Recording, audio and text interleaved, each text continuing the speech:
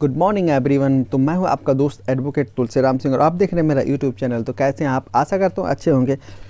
मेरे कई ऐसे सब्सक्राइबर और कई ऐसे व्यूअर्स हैं जिन्होंने मेरे से पूछा था कि यूट्यूब पे कॉपीराइट का मतलब क्या होता है। तो इसमें बहुत सारी मिथ्या, बहुत सारी लोग गलत भावनाओं का शिकार होते हैं, बहुत सारी गलत इन्फॉर्मेशन लेकर लोग बैठे होते हैं। तो उस चीज़ के बारे में आपको जो आपकी कन्फ्यूजन है, जो आपकी गलतफहमी है, वो मैं आज आपको दूर करूँगा। कॉपीराइट है क्या? कई मतलब ये माने जब किसी की कोई व्यक्ति का कोई मौलिक काम सीडी, डीवीडी या एसडी कार्ड वगैरह में सेव हो, तो उस व्यक्ति को अपने आप उस काम का कॉपीराइट मिल जाता, मतलब लेना पड़ता है। कॉपीराइट के मालिक के रूप में उसके पास उस काम को इस्तेमाल करने की खास अधिकार होते हैं। ज़्यादातर मामलों में किसी दूसरे व्यक्ति को इस काम का इस्तेमाल करने की मंजूरी देने का अधिकार सिर्फ कॉपीराइट के मालिक का होता है। जी, जैसे कोई गाना, कोई भी चीज़ ऐसी चीज़ होती है जो खुद का बनाया हुआ चीज़ होता है, ठीक है, उससे कोई भी व्यक्ति जब चाहे तब उस पर कॉपीराइट ले सकता है, उसके रजिस्ट्रेशन करवा सकता है और उसमें रजिस्ट्रेशन फीस होता है। और रजिस्ट्रार के पास रजिस्ट्रेशन करवाने के बाद में आपका जो कॉपीराइट अधिकार मिल जाता है उसका। फिर बिना अब जैसे किसी चीज़ का अगर कॉपीराइट मिल गया तो उसको आप बिना उसके क्या कहते हैं परमिशन के आप उसको यूज़ नहीं कर सकते हैं।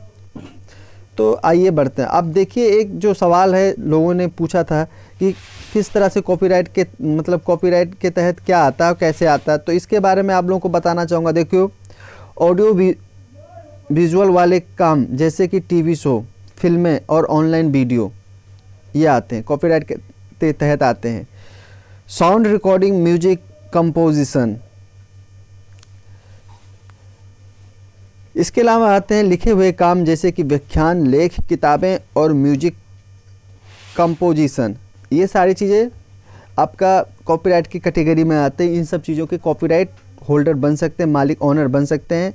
विजुअल वाले काम जैसे पेंटिंग, पोस्टर और विज्ञापन, ये भी कॉपीराइट में आते हैं। Video game, computer software, drama वाले काम जैसे कि नाटक और म्यूजिकल प्ले, विचारों, तथ्यों और प्रोफेस पर कॉपीराइट लागू नहीं होता है। कॉपीराइट कानून के तहत सुरक्षा पाने के लिए यह ज़रूरी है कि किया गया काम क्रिएटिव हो और उसे किसी स्टोरेज डिवाइस, हार्डवेयर में मौजूद होना चाहिए। नामों और शीर्षकों पर तब तक कॉपीराइट लागू नहीं होता जब तक कि उन्हें कॉपीराइट नहीं किया जाता है। आशा करता हूँ समझ रहे होंगे आप, और इस वीडियो पर लास्ट तक बने रहिए ताकि पूरी चीज़ अच्छी तरह से समझ में आ जाए आपके। अब दूसरा सवाल जो किसी ने पूछा था, क्या कॉपीराइट से सुरक्षा किया जा सकता है या किसी काम का इस्तेमाल किस इस तरह से किया जा सकता है कि जिससे कॉपीराइट का उल्लंघन ना हो। तो ये सवाल आया था। तो इसके बारे में अगर मैं कहूँ तो कॉपीराइट का उल्लंघन किए बिना कॉपीराइट वाले कंटेंट का इस्तेमाल किया जा सकता है। जैसे अपवाद के तौर पर फेयर यूज़ और फेयर डीलिंग के तहत दूसरे के कंटेंट का इस्तेमाल करने की अनुमति लेकर ऐसा किया जा सकता है। अगर आपको अपने वीडियो में किसी दूसरे का संगीत इस्तेमाल करना, तो वीडियो में संगीत के इस्तेमाल से जुड़े विकल्प के बारे में जानें। कुछ क्रिएटर्स क्रिएटिव कॉमन्स लाइसेंस के तहत अपने कंटेंट को भी इस्तेमाल करने की मंजूरी देते हैं। ये चीज़ आप समझ गए होंगे। अब जो अपना अगला जो सवाल आया था, पूछा गया था, क्या यूट्यूब यह तय कर सकता है कि कॉपीराइट का मालिक कौन है? तो इसके बारे में आप लोगों को बताना चाहूँगा, नहीं, मालिकाना हक वाले विवाद में यूट्यूब मध्यस्थता नहीं कर सकता है। जब हमें कॉपीराइट उल्लंघन वाले वीडियो हटाने का पूरा मान्य अनुरोध मिलता है तो हम कानून के मुताबिक उस वीडियो को हटा देते हैं। जब हमें एक मान्य कानूनी विरोध मिलता है तो उस पर हम उस व्यक्ति को भेज देते हैं कि वीडियो हटाने की अनुरोध किया जाता है। इसके बाद दोनों पक्षों को अदालत में ही इस समस्या का समाधान मिल सकता है। यूट्यूब पे नहीं मिल सकता इस समस्या का समाधान। क्या कॉपीराइट और ट्रेडमार्क एक ही है? तो किसी ने पूछा था, तो मैं आपको बताना चाहूँगा कि नहीं, कॉपीराइट बौद्धिक संपत्ति का सिर्फ एक रूप है या ट्रेडमार्क जैसा नहीं होता है। ट्रेडमार्क से ब्रांड के नाम, मोटो, लोगो और सोर्स पहचानने वाली दूसरी चीज़ की सुरक्षा होती है ताकि दूसरे लोग किसी खास मकसद से उसका इस्तेमाल ना कर पाएँ। कॉपीराइट पेटेंट कानून से भी अलग है जो कि आविष्कारों को सुरक्षित करता है। ट्रेडमार्क या दूसरे कानून के उल्लंघन पर यूट्यूब के पास वीडियो हटाने का कोई अलग प्रोसेस है। अब इसके बाद अगला जो सवाल है वो है कॉपीराइट और निजता में क्या अंतर है। तो मैं आप लोगों को बताना चाहूँगा, किसी वीडियो, इमेज या ऑडियो रिकॉर्डिंग में आपकी मौजूदगी का यह मतलब नहीं कि आपके पास उसका कॉपीराइट है। उदाहरण के लिए, अगर आपका दोस्त आपके साथ बातचीत रिकॉर्ड करता है तो उस वीडियो रिकॉर्डिंग का कॉपीराइट उसी के पास होगा। अपने आप दोनों में से कहा कि उसका कॉपीराइट वीडियो के कॉपीराइट से तब तक अलग नहीं माना जाता जब तक कि वह ऐसा पहले से तय न किया गया हो। अगर आपका कोई भी दोस्त या कोई व्यक्ति आपसे अनुमति लिए बिना वीडियो, इमेज या रिकॉर्डिंग अपलोड करता है तो उसमें आप मौजूद हैं, आपको लगता है कि इससे आपकी निजता या सुरक्षा को खतरा है, तो आपके पास निजता से जुड़ी शिकायत दर्ज करने का विकल्प है। कॉपीराइट से जुड़ी गलतफहमी आप लोगों की दूर हो गई होगी। और इसके अलावा हम आगे बढ़ते हैं। जैसे कि कॉपीराइट के मालिक को क्रेडिट देने से आपको उसके कॉपीराइट वाले वीडियो को इस्तेमाल करने का अधिकार अपने आप नहीं मिल जाता है। यूट्यूब पर वीडियो अपलोड करने से पहले आपको यह पक्का करना होगा कि वीडियो में मौजूद कॉपीराइट वाले सभी कंटेंट के जरूरी अधिकार आपके पास हैं। अगर आपको लगता है कि कॉपीराइट वाले कंटेंट का इस्तेमाल अपवाद के तौर पर किया गया है, तो जैसे कि फेयर यूज या फेयर डीलिंग, तब भी ऐसा हो सकता है कि आपके वीडियो को कॉपीराइट के अपवाद से तौर पर ना माना जाए, भले या आप किसी के कॉपीराइट वाले वीडियो में मूल कंटेंट जोड़ा हो। अपलोड करने से पहले अपने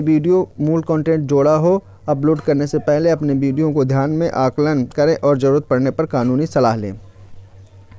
दूसरी बात यह है, जो दूसरा सवाल है, ठीक है, गैर लाभकारी का दावा करने का मतलब है किसी भी वीडियो का इस्तेमाल किया जा सकता है। इसके बारे में किसी ने पूछा था तो उसके बारे में बताना चाहूँगा। अगर कॉपीराइट से सुरक्षित किए गए काम से कमाई नहीं की जा रही है तब भी कॉपीराइट दावे से बचा नहीं जा सकता है। अपलोड किए गए वीडियो को सिर्फ मनोरंजन के लिए या गैर लाभकारी बता देने ही काफ़ी नहीं है। जब फेयर यूज या फेयर डीलिंग जैसे कॉपीराइट से जुड़े अपवादों के मामले में, तब अदालत आपके पास मकसद को ध्यान में रखकर तय करेगी कि कंटेंट का अपवाद के तौर पर इस्तेमाल किया जा सकता है या नहीं। उदाहरण के लिए, तर्क देना कंटेंट का इस्तेमाल फेयर यूज के तहत गैर लाभकारी मकसद से किया गया है, लेकिन यह भी अपने आप लागू होने वाले बचाव का तरीका नहीं है। इसके बाद मेरा तीसरे व्यूवर्स ने पूछा था एक और अहम सवाल पूछा था कि दूसरे क्रिएटर ऐसा करते हैं इसलिए आपको भी क्या ऐसा करने का अधिकार है। तो भले ही साइट पर ऐसे वीडियो मौजूद हैं जो आपके अपलोड किए हुए वीडियो से मेल खाते हैं, लेकिन इसका मतलब यह नहीं कि आपको भी ऐसे वीडियो पोस्ट करने का अधिकार है। कभी कभी कॉपीराइट का मालिक हमारी साइट पर अपने कुछ वीडियो ही देखने की अनुमति देता है। इसका मतलब यह नहीं कि उसके सारे वीडियो साइट पर दिखाए जाएं। कभी कभी कॉपीराइट के कई मालिकों के पास काफ़ी मिलते जुलते वीडियो का मालिकाना हक होता है। ऐसा हो सकता है कि कोई इसकी अनुमति दे जबकि दूसरा ना दे। इसके अलावा बिहार से कुछ कॉपीराइट से रिलेटेड सवाल आए थे जिसके बारे में हम बात करेंगे। जैसे कि किसी ने पूछा था, आईट्यून से की गई खरीदारी सीडी या डीवीडी से कंटेंट का इस्तेमाल किया जा सकता है। सिर्फ वीडियो खरीद लेने से आपको उस यूट्यूब पर अपलोड करने का अधिकार नहीं मिल जाता। कॉपीराइट के मालिक का नाम देने के बावजूद आपने जो वीडियो खरीदा है उसे पोस्ट करने से कॉपीराइट कानून का उल्लंघन हो सकता है। अगला सवाल किसी ने पूछा था, अपने वीडियो को टीवी, मूवी, थिएटर या रेडियो में रिकॉर्ड किया है इसलिए उसे सही माना जा सकता है।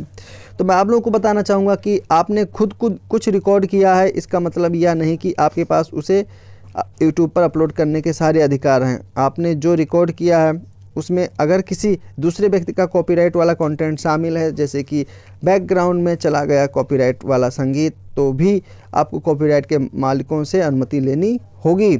इसके अलावा कुछ सवाल आए थे, कॉपीराइट के उल्लंघन का कोई इरादा नहीं था। तो आप सभी को मैं बताना चाहूँगा कि सभी अधिकार लेखक के पास हैं। उल्लंघन का कोई इरादा नहीं था या मैं मालिक नहीं हूँ, जैसे वाक्यांश या खंडन का मतलब नहीं है। आपके पास कंटेंट पोस्ट करने का कॉपीराइट के मालिक की अनुमति है।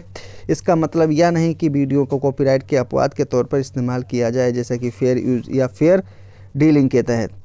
इसके अलावा एक लास्ट सवाल और है, कॉपीराइट वाले कंटेंट का कुछ सेकंड का हिस्सा अपने वीडियो में इस्तेमाल किया जा सकता है किसी ने पूछा था।